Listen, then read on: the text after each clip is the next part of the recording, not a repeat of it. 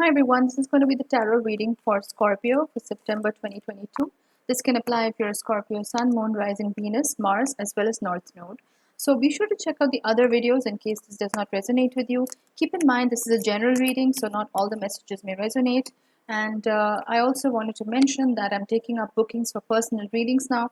If you'd like to contact me for a natal chart analysis, a birth chart analysis, or a relationship compatibility or tarot, you can drop me a message on Facebook or email. Both the links are in the description box below, and I'll be sure to get back to you as soon as I can. So let's get started, Scorpio. I'm using the Voyager Tarot deck today. The first card is the Child of Wands, Seeker. The second card is the Sage of Wands, Seer. The third card is the Six of Wands, Trust. So right off the bat, Scorpio, I'm getting the impression that the month of September is a very, very spiritual month for you. This is a month where you want to focus as much as possible on the intuitive downloads that you've been getting. And I suspect that you have been receiving a lot of intuitive downloads over the last couple of weeks or months, or maybe even years.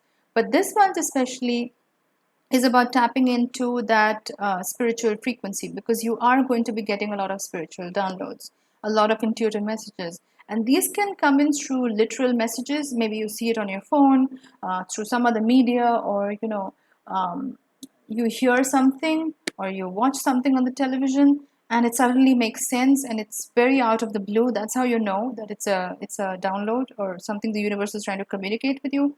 You may also receive these messages via animals and insects. Like, for example, you may have certain insects visiting your home or certain birds visiting your home. So I would pay attention to that. Look up the meaning of those animals or insects and the spiritual symbolism for each of those, because that is also one way the universe tries to send you certain messages about your spiritual journey and what you can expect going forward. Now, the Seeker and the Seer cards are both very much to do with your third eye. And I feel like, Scorpio, your intuition is generally quite strong, but in the month of September, it's at a whole new level. I feel like a lot of you are seeing through the facade. It's almost like the veil has been lifted, and that can apply to relationships, that can apply to job situations, business, anything in life where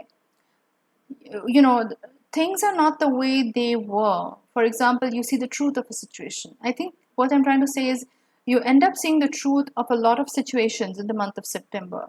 Maybe you thought somebody was your friend, and turns out that they never really had your best interests at heart, or vice versa. Maybe you thought somebody wasn't on your side, but turns out they were rooting for you all along. So things like that may become very apparent in the month of September, where certain things are just going to be revealed to you, where you may have been confused earlier about a lot of these things or people or situations.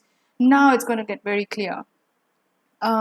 And the clarity is going to be at an intuitive level. It's not going to be at the logical level, like, for example, somebody said something to clarify something. No, it's actually going to be very intuitive. And that's how you know at a gut level what the truth is. So it's not going to be at a logical, cerebral level. It's going to be at a gut, instinctual level that these truths come out.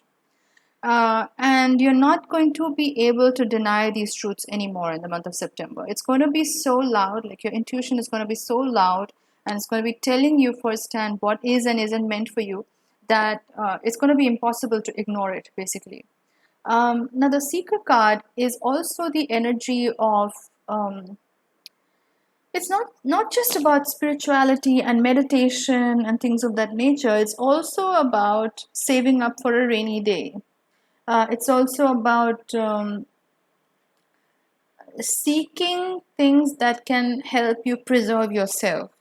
Now, I say this because I'm seeing the mouse here, and the mouse is known to sort of scurry around looking for things to have its next meal, or it's a bit of a scavenger. Now, Scorpio, you do rule the 8th house, which is about the underworld, and you can have that energy yourself, where you like digging under the ground and searching for truths and of that nature. But this month is more about are you the hunter or are you the prey? That is another energy that I'm also getting, because we have both the deer and we also have the wolf in this card. and both have very different connotations. One is a prey, one is a predator, and so Scorpio, it's also important on which side of the equation you are. Now that's very extreme, I realize. It's a very black and white way of looking at the world. Either be hunted or be the hunter.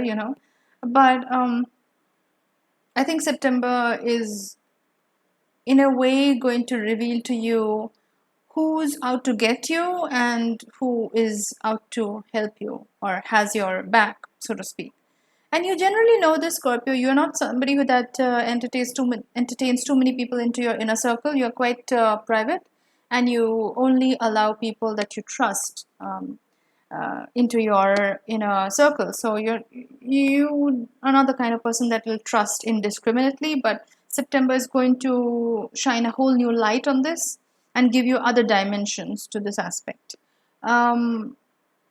It's also about preserving yourself. The month of September is very much about preservation, where you look to activities and things or people or situations where they help to nourish you. So only be with people or be in situations or do activities that help to nourish you, that make you feel good.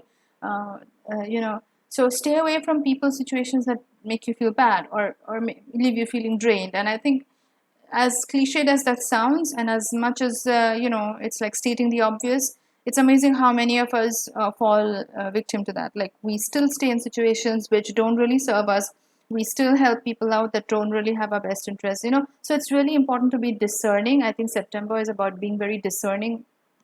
You already are a discerning sign, Scorpio, but I think it's time to sharpen your discernment even more and be very, very very particular and very selective about the people that you allow in your life, or even the situations that you allow in your life, because this has the capacity to make or break you in a way that you may not realize right now, but it's going to become very apparent a few months down the line. So if you're not really careful in this month as to who you're entertaining or what you're entertaining, you may find yourself running down a rabbit hole a few months later, where you are dedicating a lot of your time and energy to things that don't really serve you. So you need to cut that out in the month of September. Now, the Seer card is the Sage of Wands, and this has to do with a lot of shamanic principles. It has to do with ancient wisdom, honoring our ancient ancestors and the things that they have taught us, the things that they have passed down to us. So it's ancestral wisdom. And it's about lineage. It's about ancestral lineage. So it's probably a good time for you to pay homage to your ancestors, do some kind of ritual to honor them, to honor the people that are no longer in your life, but who have been very, very important for you when you were growing up, or have been very instrumental in how you have, how you've turned into as a person. And I think it's also about honoring tradition and honoring the ancient wisdom in your family, especially. This has directly to do with your family and your roots. And so September may be a very good time to get in touch with your near and dear ones, stay connected with family, spend more time with family. Time is short. We don't know who is going to be with us and who's not. So it's really important to have close ties with your family. And it doesn't always have to be blood related. Family can be anybody that, that has stood by you. So, but be in touch with them, because September is going to be also a month where you learn a lot from them. You're going to learn new things from them, which you may not have discovered before. So that's another reason why you should really keep in touch with them.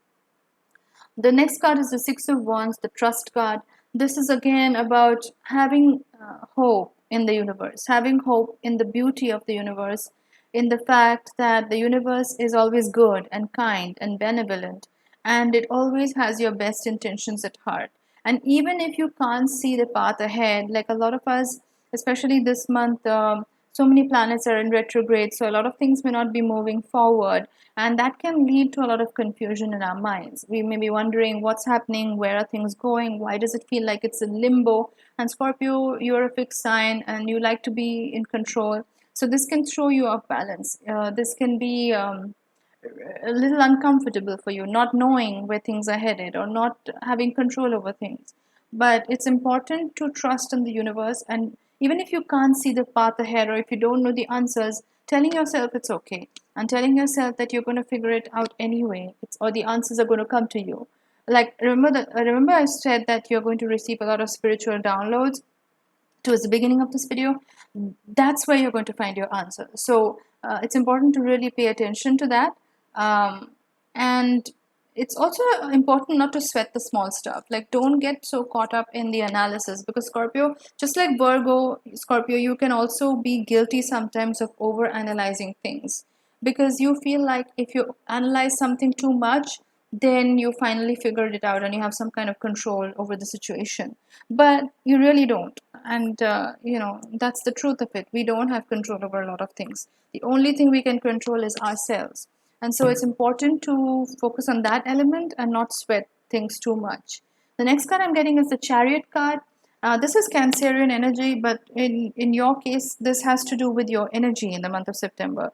I feel like a lot of you are raring to go when it comes to a certain goal, a certain ambition, maybe a certain relationship even.